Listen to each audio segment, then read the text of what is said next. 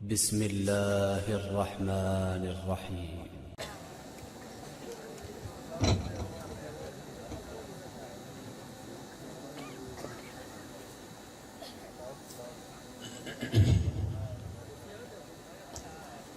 السلام علیکم ورحمۃ اللہ وبرکاتہ.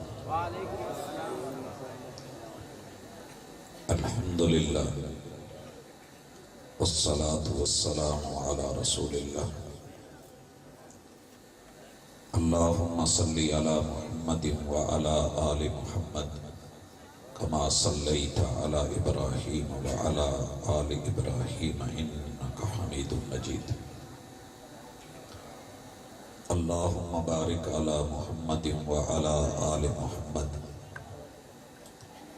کما بارکت علی ابراہیم وعلی آل ابراہیم انک حمید مجید.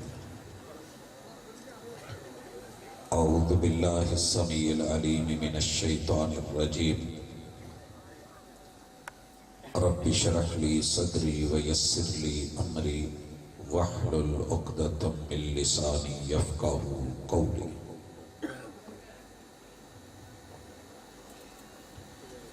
حاضرین مجلس، احباب گرامی، سامعین و سامعات،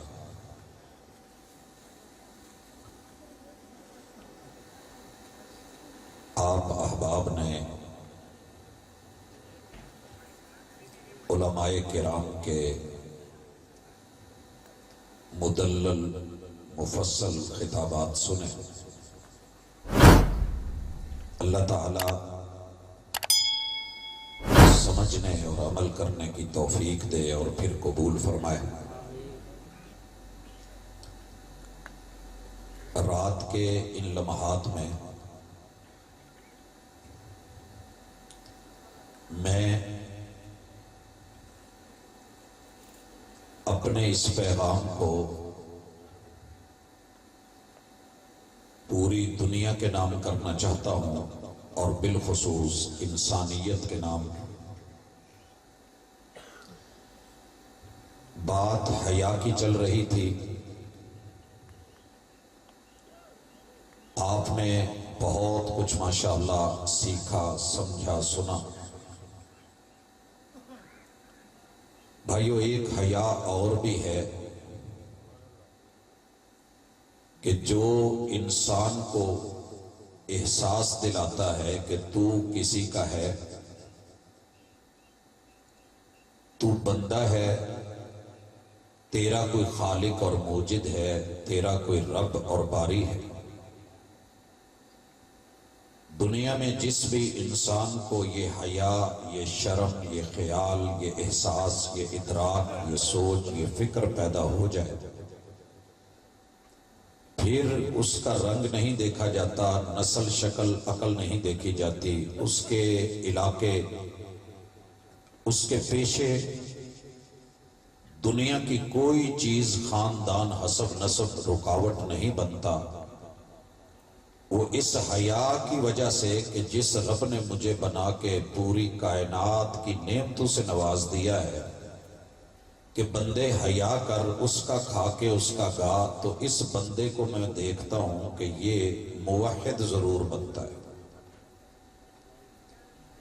میرا گفتگو کا مقصد کسی کو طعنہ دینا نہیں ہے، اپنے مسلک کی کتاب و سنت کی خالصتاً ترجمانی کرتے ہوئے یہ ادراک، یہ احساس، یہ متانت، یہ شرافت، یہ سوچ، یہ فکر، یہ شائستگی، یہ عمدگی جو اللہ نے ہر بندے میں رکھی ہے کہ وہ سوچتا ضرور ہے. تو بھائیو سوچئے گا، بہنیں بھی سوچیں.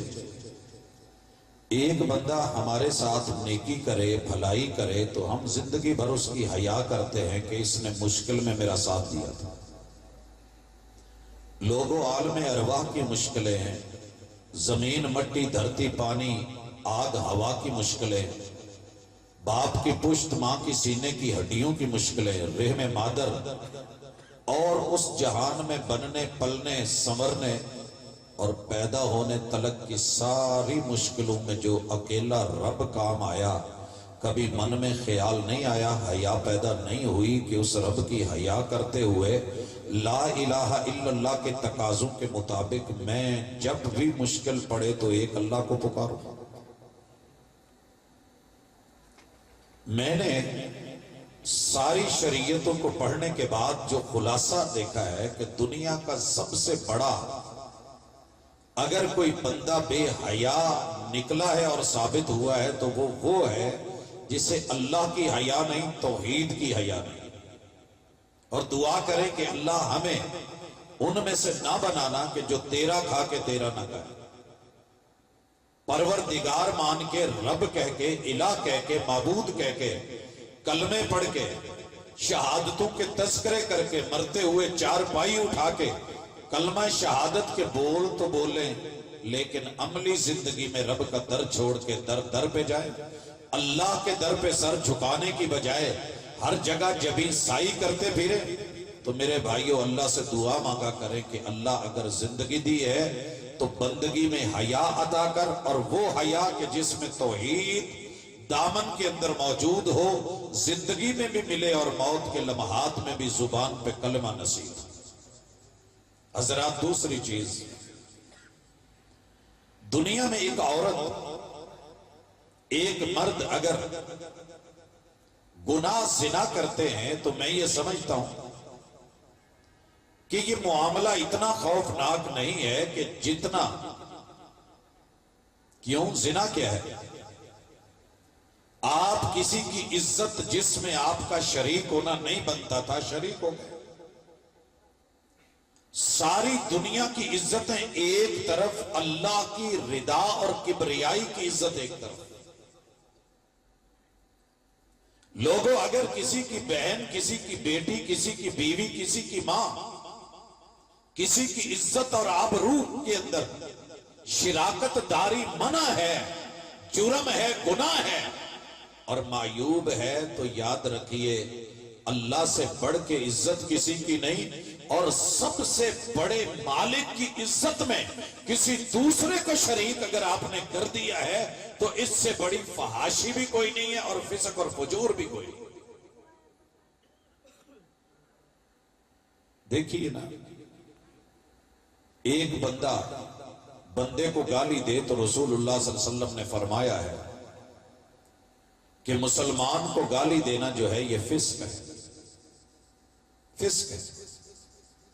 یہ فرق آج سمجھ لے کہ آپ اکثر کہتے ہیں کہ فلاں بندہ فاسق ہے، فلاں فاجر ہے۔ کیا فرق ہے دونوں میں؟ اگر آپ گناہ چھپ کے کر رہے ہیں، بظاہر صوفی ہیں، نیک ہیں، حاجی ہیں، نمازی ہیں، مجاہد ہیں، غازی ہیں، بڑی آپ کی جو ہے وہ خوبصورت زندگی ہے، ظاہر بڑا لاجواب ہے، اگر باطن کے اندر کوڑ ہے، بیماری ہے، آپ کی جلوت بہت اچھی ہے لوگوں میں بیٹھ کے اور گفتگو لب و لہجہ کمال کا ہے، لیکن آپ کی تنہائی اور آپ کی خلوت خراب ہے، تو تنہائی میں کیا جانے والا، اندھیرے میں کیا جانے والا، چار دیواری میں کیا جانے والا جرم، انڈیاں چڑھا کے کی جانے والی برائی، یہ فسق ہوتی ہے اور کرنے والا فاسق ہے۔ اگر ایک بندہ دیکھنے میں بہت عظیم لیکن اس کی کرتوتیں تنہائی کی اچھی نہیں ہیں تو یہ فاسق ہے۔ جیسے سانپ دیکھنے میں بڑا خوبصورت ہے لیکن رسول اللہ صلی اللہ علیہ وسلم نے ان کو فاسق بولا ہے کہ ظاہر حسن ہے، زہر چھپا ہوتا ہے۔ ایسے ہی یہ دیکھنے میں مومن ہے، نیک ہے، بندہ ہے، زندگی بڑی پیاری، ظاہر بڑا خوشنما، لیکن یہ باطن کا کوڑا ہے، فرمایا فاسق ہے۔ اگر گناہ کر کے اظہار کرے یا اعلانیہ، چھپے نہیں، شرمائے نہیں، سڑکوں میں، چوکوں پہ، چوراہوں پہ، پارکوں میں، مارکیٹ میں، منڈی میں، بازار میں اعلانیہ گناہ کر رہا ہے تو یہ بندہ فاجر ہے۔ جیسے فجر نہیں چھپتی، جب چڑھتی ہے تو سب روشن ہوتا ہے، ایسے اس کا گناہ نہیں چھپا رہا، فاجر ہے۔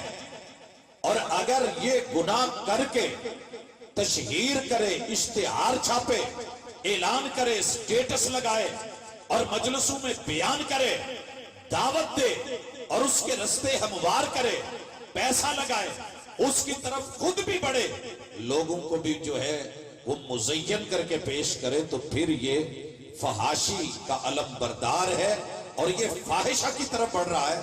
تو یہ تینوں جرم جو ہیں اگر پائے جاتے ہیں تو شرک میں پائے جاتے ہیں اور مشرک میں پائے جاتے ہیں۔ یہ جب تنہائی میں ہوتا ہے تو تب بھی رب کا کسی نہ کسی کو شریک سمجھ رہا ہے، یہ سب کے سامنے، لوگوں کے سامنے اسے حیا نہیں رہتی۔ اگر بیوی تنہائی میں کسی سے تعلق بنائے تو وہ بھی برا ہے، اگر شوہر کے سامنے، باپ کے سامنے، ماں کے سامنے، بھائیوں کے سامنے، رشتہ داروں کے سامنے، برادری کے سامنے اگر وہ اعلانیہ کسی کے ساتھ بائک پہ بیٹھ رہی ہے، موٹر سائیکل پہ جا رہی ہے اور اسے کوئی شرم نہیں، کسی کے سامنے ادائیں اور نخرے دکھا رہی ہے اور جھک رہی ہے، تو یہ جرم بڑا نہیں۔ مشرک جب شرک پہ اتر آتا ہے تو یہ نہیں دیکھتا کہ لوگ ہیں، میلہ ہے، افراد ہیں، مجمع ہے، کیا کہیں گے کہ رب کا بندہ ہو کے بندوں کے در پہ یہ جبیں سائی کر رہا ہے۔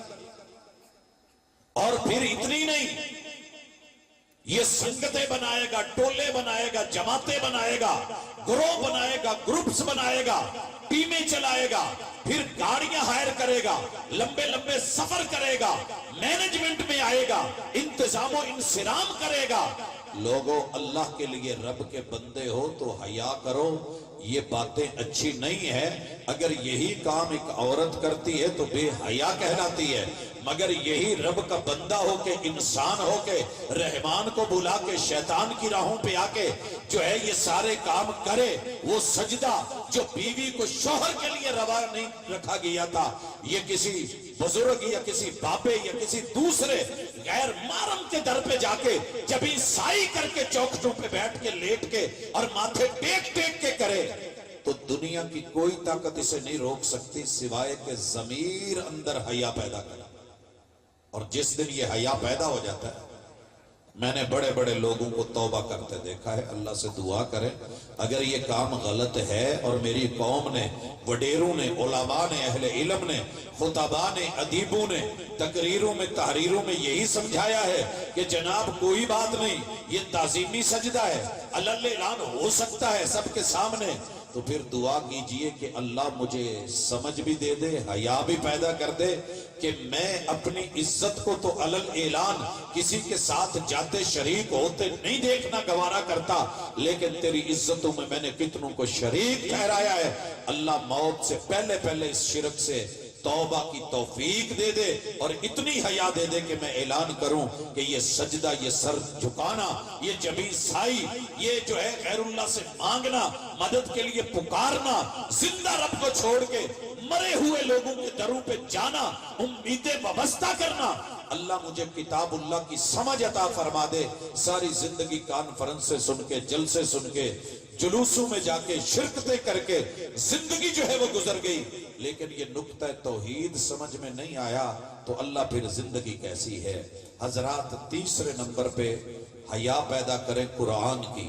میں سیدنا عثمان رضی اللہ تعالی عنہ کی زندگی کو پڑھ رہا ہوں، روئے جا رہے ہیں، آج آنکھوں میں بالکل روانیاں ہیں، آنسو جاری ہیں۔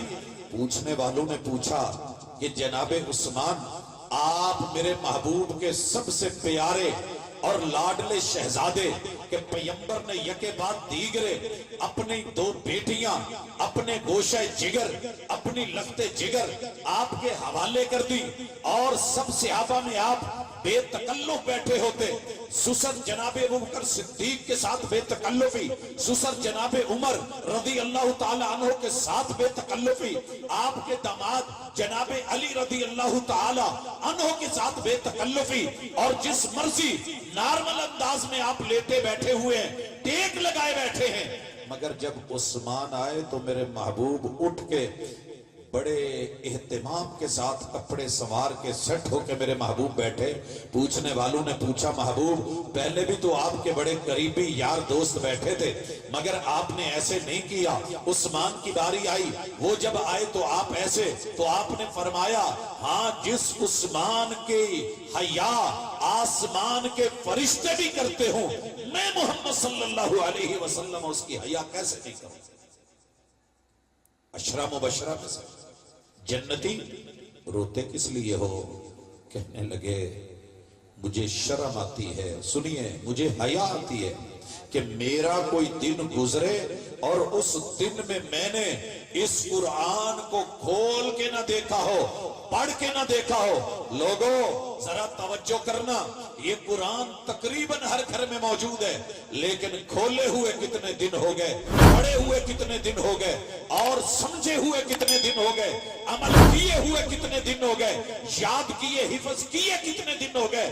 اور پھر اس کی دعوت کسی گھر کے فرد کو, بہن کو, بیٹی کو, ماں کو, بیوی کو, بہو کو, رشتہ داروں کو, عزیز و اقارب کو ہر دن صبح شام میسج کیے, گانے بھی بھیجے, ترانے بھی بھیجے, میوزک بھی بھیجا, نعتیں بھی بھیجی, قوالیاں بھی بھیجی, معلوم نہیں کیا کیا تصویریں سینڈ نہیں کی. موبائل ہے جی اپنا ہے, استعمال کرو, پیکج لگے ہوئے ہیں, لیکن اس قرآن کو بھی کبھی کھولا. جناب عثمان رضی اللہ تعالی عنہ جامع القرآن کہتے ہیں کہ میں جس دن قرآن کو کھولوں نہیں, پڑھوں نہیں, تو مجھے شرم آتی ہے کہ رب کو کس منہ سے ملوں. بھائیو کانفرنس تو ساری سنی ہے, بڑی مزے کی رہی ہے. ہر خطیب نے بڑا دبنگ زبردست, ہر خطیب کو چاہنے والے اپنے اپنے انداز میں دل میں داد دے کے بیٹھے, زبان سے داد دی, پھول نچھاور کیے, پھول نچھاور کیے. پھر 14 کو جو پھول دیے جانے ان پھولوں میں اور ان پھولوں میں کوئی فرق تو ہونا چاہیے نا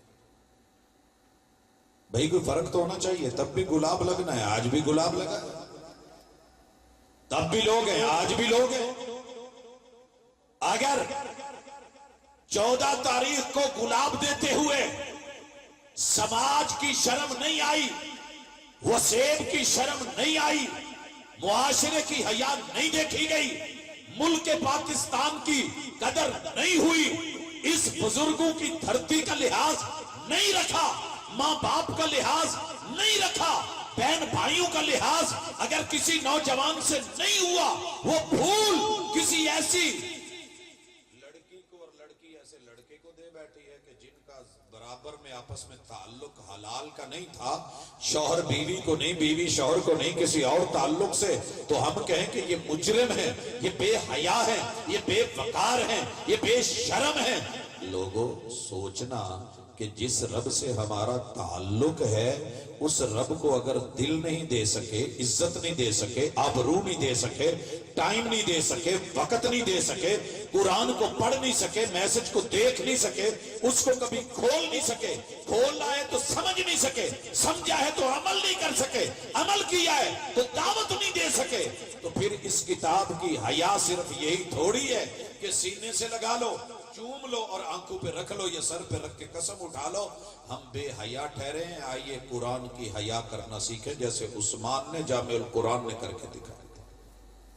آج کی کانفرنس کا اگلا میسج, زندگی قیمتی بنانا چاہتے ہو اور تمہارا رب تمہاری حیا کرے, قدر کرے, ویلیو دے, عزت دے, آبرو دے اور تمہاری قدر دانی کرے, الشکور بن کے تمہارے اعمال کا بدلہ جزا خیر سے بہترین دے, تو پھر یہ ترمذی کی حدیث سنیے. میرے اور آپ کے آقا مرشد ہادی اور رہبر نے کہا تھا کہ لوگوں سنو, ان ربکم, تمہارا رب جو ہے, حیی کریم, بڑی حیا والا, بڑی شرموں والا, بڑی لاج رکھنے والا, پاس رکھنے والا, لحاظ رکھنے والا, حیی, حیاؤں کا پیکر, حیا ہی حیا. تیرے رب کو حیا آتی ہے, یستحیی من عبدہ, اسے اپنے بندے سے شرم آتی ہے کہ بندہ یا بندی یہ اپنے دونوں ہاتھ رب کے سامنے یوں پھیلائے اور وہ ان کو خالی موڑ دے تو تیرے رب کو حیا آتی ہے۔ تو نے کیسے سوچ لیا ہے کہ میں ان خالی ہاتھوں کو، اپنے دامن کو، اپنی جھولی کو کسی اور کے سامنے پھیلاؤں؟ پھیلا کے دیکھ، دنیا ایک دن دے گی، 2 دن دے گی، تیسرے دن ناراض ہوگی۔ تیرا رب تب ناراض ہوتا ہے جب بندہ مانگتا نہیں۔ جو آج اتنی شرمیں کرتا ہے، کل قیامت کے دن بھی تیرے رب کو لاج رکھنی پڑے گی اور وہ رکھ کے دکھائے گا۔ کن کن کی؟ آپ نے ابھی روایت کا ایک ٹکڑا سنا، یہ حدیث جو 7 لوگوں کو عرش کے سائے ملنے ہیں، حدیث پاک میں اللہ کا سایہ ہے۔ ہاں جو صحیح احادیث میں الفاظ میسر ہیں، جس دن کوئی سایہ نہیں ہوگا، اللہ اپنے سائے میں، سایہ خدائے ذوالجلال میں جن بندوں کو جگہ دے گا، یہ تیرے رب کی تیری ڈالی ہوئی قدریں ہیں۔ یہ اللہ کا وہ لاج رکھنا ہے، پاس رکھنا ہے، لحاظ رکھنا ہے۔ جن بندوں نے رب کی دنیا میں شرم کی تھی، لاج رکھی تھی، لحاظ رکھا تھا، امام عادل، جس کو اللہ نے فرنٹ مین بنایا، کسی کا لیڈر بنایا، کسی کا باس بنایا، کسی کا سر بنایا، حاکم وقت بنایا، علاقے کا چیئرمین بنایا، M P A M N A بنایا، وزیر و مشیر بنایا، اور پھر اس نے زندگی میں یہ عدل عوام تک پہنچایا۔ امام مسجد بنا تب بھی عدل کیا، اور خطیب مسجد بنا تب بھی عدل کیا۔ اگر امام گھر کا سر بھرا بنا تب بھی عدل و انصاف سے کام لیا۔ حاکم وقت بنا، قاضی و جج بنا، عدل کر کے دکھائے۔ اللہ کہیں گے جب تو نے میرے عدل اور انصاف کی، ان اللہ یأمر بالعدل، میرے حکم کی جو ہے وہ پاسداری کی ہے، حیا کی ہے، شرم کی ہے، آج میں رب ہو کے تیرا پاس نہ رکھوں اور تجھے اپنے پاس اپنے سائے میں نہ رکھوں تو اچھا نہیں لگتا۔ امام عادل ورجل قلبہ معلق بالمساجد، میں نے دل دیا تھا جب دنیا دل پھینک رہی تھی، ہر جائی بنی ہوئی تھی، دل کے ٹکڑے ہزار ہزار کروا بیٹھی تھی، کوئی یہاں گرا کوئی وہاں گرا تھا، جب کسی کی بہن بیٹی سے جڑا تھا، جب کسی نے تعلق مودت محبت کے نام پہ پورے زمانے کو گھیرے میں لے رکھا تھا۔ میرے بندے، تو نے میرا دیا ہوا دل میرے گھر سے لگا کے، میرے ساتھ تعلق جوڑ کے، میری تسبیحات، میری تمجیدات، اللہ اکبر، میری تکبیرات، اور جو ہے وہ میرے تذکرے، ذکر اذکار میرے ساتھ جڑا۔ تو نے میرے ذکر کو پڑھا، ذکر کو قائم کیا، قیام کیا تو میرا ذکر، رکوع کیے تو میرا ذکر، سجدے کیے تو میرا ذکر، تشہد میں بیٹھا تو میرا ذکر، تلاوت کی تو میرا ذکر، تو چلتا پھرا تو میرا ذکر۔ جب تو نے ایسے کیا ہے، میری حیا رکھی ہے، آج مجھے بھی تیری لاج رکھنی ہے۔ آجا میرے سائے میں آجا۔ وشاب النشأ فی عبادت اللہ، جوانی بہار بن گئی، بہار جو ہے وہ یار بنا بیٹھی، یاروں کو جو ہے وہ تڑپا بیٹھا، ادھر سے ادھر بھگا بیٹھا، عدالتوں میں لے جا بیٹھا، وہاں پہ جو ہے وہ نکاح پڑھوا بیٹھا، اور اپنوں کو جو ہے وہ رسوائے زمانہ کر بیٹھا، باپ کی پگڑیاں چھین لی، بھائیوں کی عزتیں چھین لی، رشتہ داروں کی خیرتیں چھین کے تو دلیر تھا، بن سکتا تھا، کر سکتا تھا۔ ایسے زمانے میں تو نے اپنی جوانی میری بندگی کے نام کر دی ہے۔ تیری جوانی کی عزت اگر آج میں نہ کروں تو پھر رب کہلانا مناسب نہیں بنتا۔ چوتھا بندہ ہے، ہاں دائیں ہاتھ سے دیا ہے، بائیں کو پتہ نہیں لگنے دیا، سٹیٹس بھی نہیں لکھایا، اور نمود بھی نہیں کی، نمائش نہیں کی، دکھاوا نہیں کیا، ریا نہیں کی۔ تو نے یہ کام خالصتاً میرا پاس لحاظ رکھ کے، شرم و حیا کرتے ہوئے کہ میں نے ان چیزوں سے منع کیا ہے، جب تو نے میرا خیال رکھا ہے تو آجا۔ ہاں اگر دل دیا بھی تو کس کو دیا؟ اس نے کسی سے پیار کیا تو اللہ کے لیے، نفرت کی تو اللہ کے لیے، قریب ہوا تو اللہ کے لیے، دعوت دی تو اللہ کے لیے، انگلی پکڑی تو اللہ کے لیے، اٹھایا تو رب کے لیے، بٹھایا تو رب کے لیے، کھلایا تو رب کے لیے۔ یہ کام کرتے کرتے تیری زندگی گزر گئی، تو نے یہ پیار اور محبت کا معیار مجھے بنایا ہے۔ آجا میرے سائے میں آجا۔ ابھی آپ نے سنا ہے کہ عورت ہے، اس نے گناہ کی دعوت دی ہے، مواقع بھی ہیں، تنہائی بھی ہے، جوانی بھی ہے، شباب بھی ہے، کباب بھی ہے، شراب بھی ہے، ماحول بھی ہے، دنیا داری بھی ہے، موقع بھی ہے, مناسبت بھی ہے, آزادی بھی ہے, حریت بھی ہے, پوچھنے والا بھی کوئی نہیں. لیکن تجھے رب کے ڈر نے اگر, اللہ کی شرم نے اگر تنہائی میں لے جا کر کے بھی اگر یوسف جیسا کردار دے دیا ہے اور تو رب سے ڈر گیا ہے, انی اخاف اللہ کا جملہ زبان پہ آ گیا ہے, معاذ اللہ کے جملے آ گئے ہیں, آجا آج تیرا پاس اور تیری شرم تیری حیا میں کرتے ہوئے تجھے عرش کا سایہ دے رہا ہوں. ہاں وَرَجُلٌ ذَكَرَ اللَّهَ خَالِيًا, سارے گناہ دیکھے تو شرم آ گئی, بے نماز نے اپنی دیکھی زندگی تو شرم آ گئی, چھپے ہوئے روزے دیکھے تو شرم آ گئی, ہاں جرم کرتے کرتے اتنے انبھار لگ گئے دیکھ کے شرم آ گئی, نہ باپ ماں باپ کی نافرمانی کرتے زندگی گزر گئی مگر شرم آ گئی, ہاں اماں کے خلاف بولتے زندگی گزری مگر شرم آ گئی, بیوی پہ زیادتیاں کرتے عمر گزری مگر آج شرم آ گئی, شوہر کی نافرمانی کرتے عمر گزر گئی مگر آج شرم آ گئی, سنت کو قتل کرتے عمر گزر گئی آج شرم آ گئی, بدعات و خرافات میں زندگی گزری مگر آج شرما گیا, گھبرا گیا, ہاں ہاں تنہائی میں جا کر کے رو پڑا, ایک آنسو تیری آنکھ سے نکل کے تیری گال پہ ٹپکا نہیں ہوتا, میں تیرے سارے گناہ معاف دنیا میں کر کے نیکیوں میں بدل کے میں اتنی قدر کروں گا تیری, کل قیامت کے دن اپنے عرش کا سایہ عطا کر دوں. حضرات آج کی کانفرنس یہ دعوت دے رہی ہے, پیغمبر کا نام لیتے لیتے انگوٹھے چومتے چومتے نعتیں پڑھتے پڑھتے ساری رات جھومتے جھومتے گزر گئی, لیکن کتنی سنتیں اپنائیں. اگر حیا ہوتی اللہ کی قسم اذان ہوتی میرے پیغمبر کی سنت اور فیصلے کے مطابق, بعد میں وسیلے کی دعا ہوتی, درود پاک ہوتا, میرے محبوب کی سنت کی قدر ہوتی, وضو شریعت کے مطابق ہوتا, کمی بیشیاں جو تھیں وہ دور کی جاتی. ہاں ہاں اگر پیغمبر کی سنت کی قدر ہوتی, آج اپنی طرف سے اضافے کیے ہوئے من گھڑت جعلی یہ نیتیں نہ ہوتی.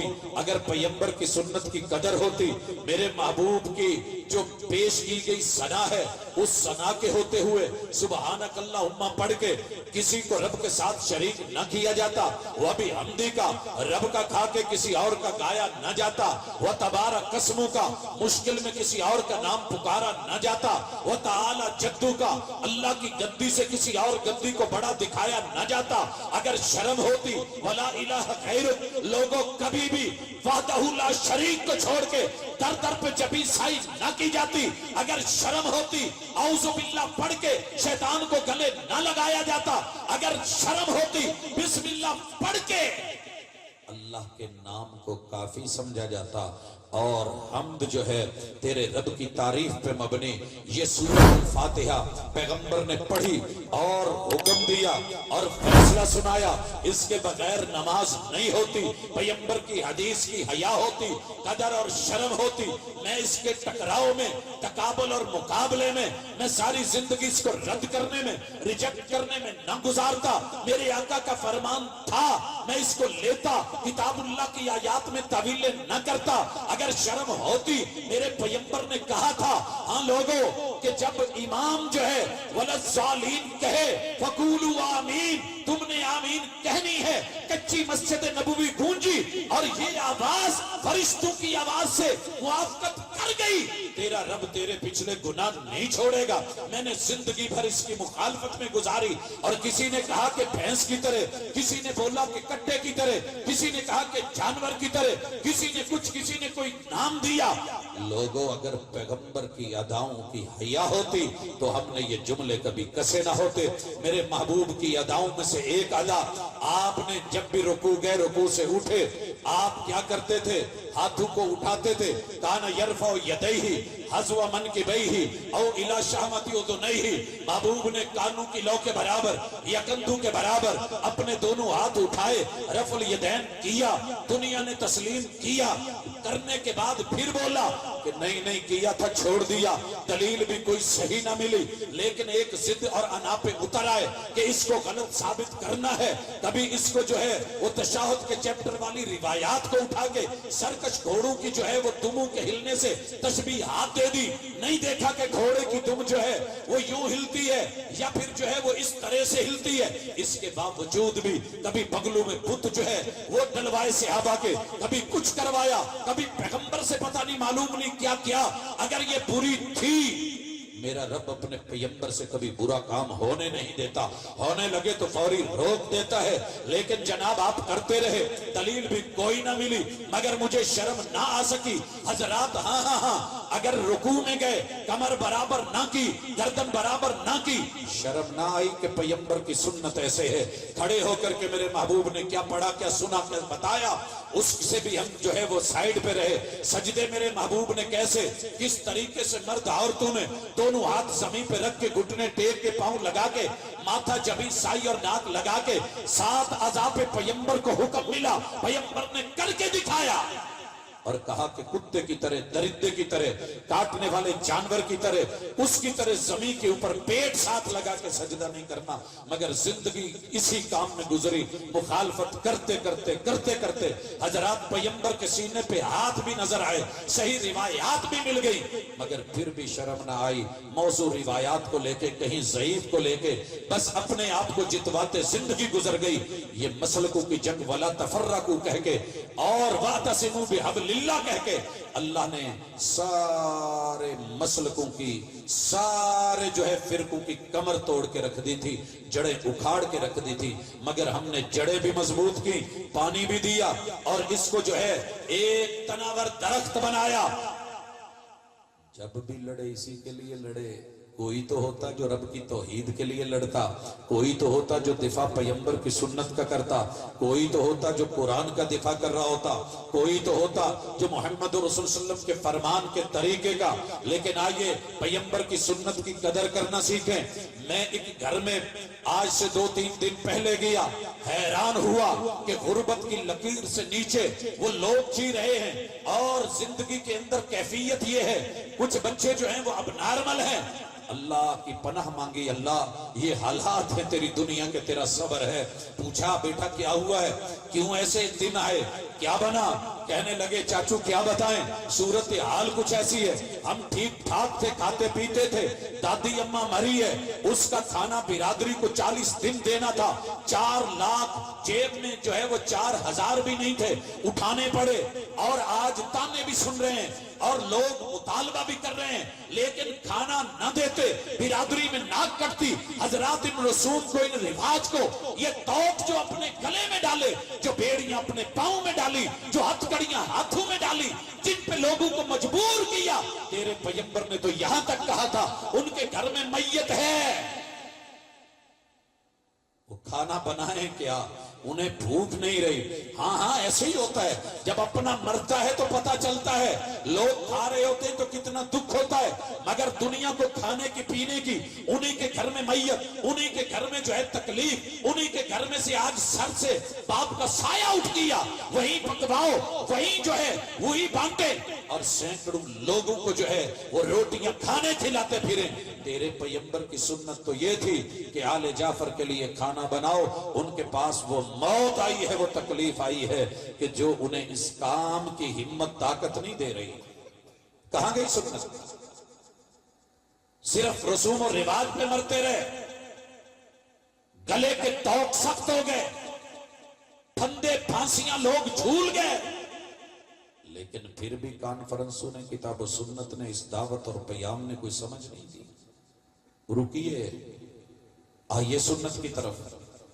और आखिरी गुजारिश, लोगों मुआमलात में शर्म होनी चाहिए। अगर छोटा बड़े से प्यार नहीं करता तो, छोटा बड़े का वकार का लिहाज नहीं रखता तो बेशर्म। हम कह देते हैं कि छोटा है, बड़ा बेशर्म, उस्ताज की इज्जत नहीं करता बेशर्म, बेटी मां की इज्जत नहीं करती बेशर्म, छोटा भाई बड़े की कदर नहीं करता बेशर्म। यही है ना, لوگوں ولی بڑا ہوتا ہے یا ولی کو ولی بنانے والا رب بڑا ہے؟ رب اکبر ہے، سب سے بڑا ہے، انبیاء سے بڑا ہے، کل کائنات سے بڑا ہے۔ ان چھوٹوں کو بڑا کرتے جن کو رب نے چھوٹا بنایا ہے۔ ہم سے بڑے ہیں، رب سے بڑے نہیں ہیں، لیکن انہیں بندے کو، عبد القادر کو قادر سے بڑا بنا کے اللہ کی قدرتوں کو چھوٹا دکھا کے یہ کام کرنا، کیا زندگی کبھی حیا سوچے گی؟ میں کسی مسلک پہ تان نہیں کرنا چاہ رہا، لیکن میں انسانیت کو پیغام دینا چاہتا ہوں۔ کیا واقعتاً رب نے بندگی دی، عزت دی، آبرو دی، وقار دیا، متانت دی؟ آج چھوٹے ہمارے بڑوں کی عزت نہ کریں تو بے شرم، ہم سب بڑوں کے بڑوں کی بھی عزت نہ کریں تو باحیا۔ پیر طریقت، رہبر شریعت، ولی کامل، عالم باعمل نہیں، لفظوں سے جتنا مرضی حوصلہ دے لو، عمل سے زندگی بنتی ہے جنت بھی جہنم بھی، یہ خاکی اپنی فطرت میں نہ نوری ہے نہ ناری۔ اسی طرح چھوٹے بڑوں کی قدر نہ کریں تو بے شرم۔ حدیث میں تو یہ لفظ ہے من لم یرحم صغیرنا، جو بڑا چھوٹے سے پیار نہیں کرتا شرم اسے بھی کوئی نہیں۔ حدیث کی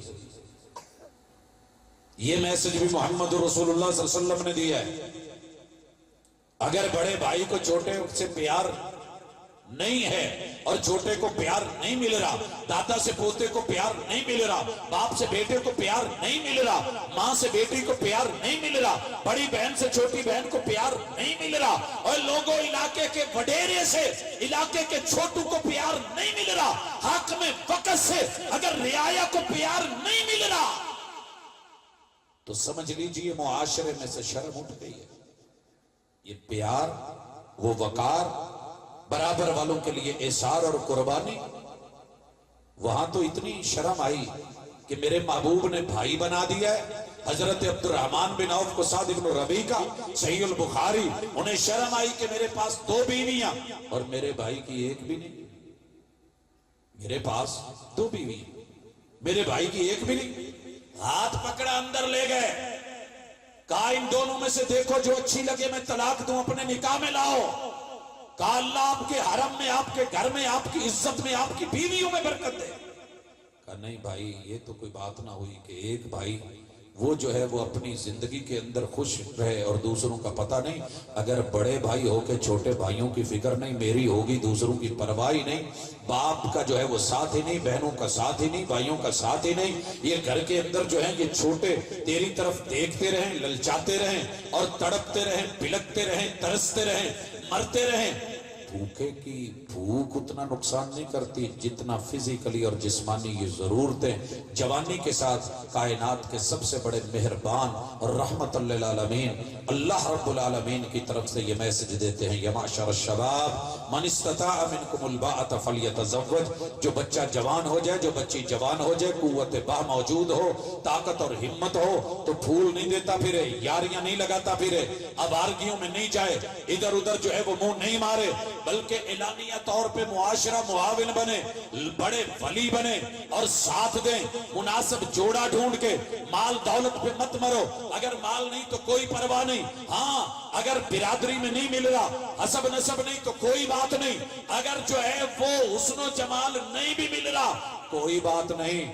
دین یہ کہتا ہے کہ تیری جوانی کو اس وقت جس چیز کی ضرورت ہے، جو بھوک اور پیاس ہے، ایک مناسب جو ہے وہ خاتون کے ساتھ، خاتون مرد کے ساتھ نکاح میں آ کے گواہ لگ کے ایجاب و قبول کر کے جائز زندگی کی شروعات کرو۔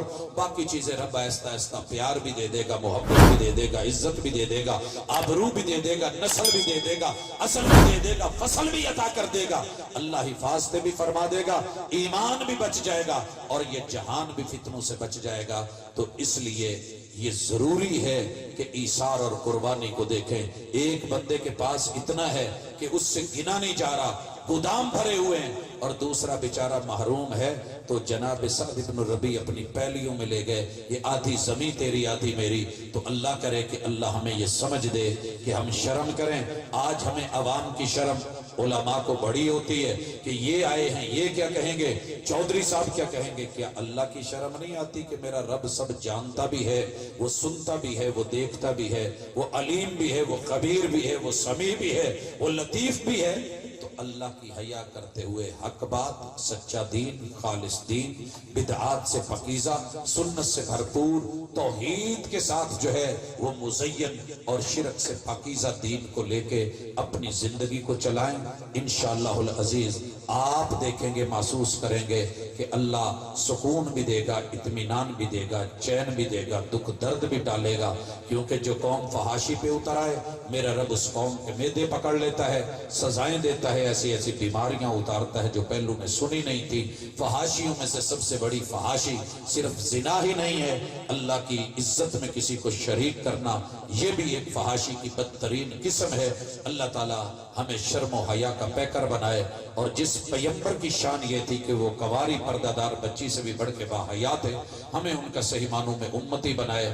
آج کی اس کانفرنس کو جن احباب نے محنت کر کے سجایا سنوارا اور کسی بھی اعتبار سے اپنا کوئی تعاون شامل حال رکھا، الہ العالمین سب کی محنت و کاوشوں کو، آنے والوں کو، سنانے والوں کو، سننے والوں کو، اہتمام کرنے والوں کو، انتظام و انصرام کرنے والوں کو میرا رب دنیا میں بھی اجر دے اور ان کی آخرت کو بھی جو ہے وہ بہترین سے بہترین بنائے، اور آج کی اس مجلس کو ہمارے لیے صدقہ جاریہ بنائے۔